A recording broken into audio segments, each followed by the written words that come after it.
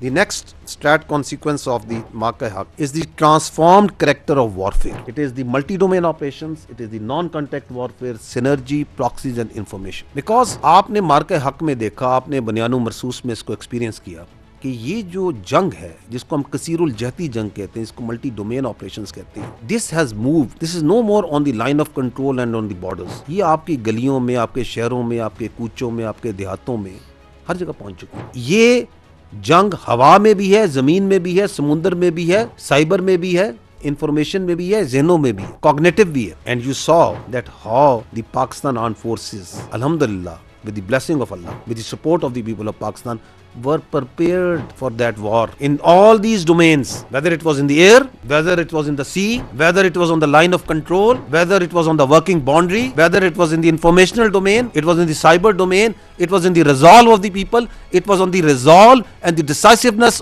of the leadership. It was everywhere, and it was also in the proxies, because the Indians didn't let go of these proxies even during the war. उस समय भी proxies launch कर रहे थे, उसके बाद भी कर रहे थे, अब भी कर रहे हैं, ये उधर भी जंग लड़ी जा रही. So this transformed character of war we experienced, and its consequences we are still. हम उस वक्त भी तैयार थे, we are prepared today also.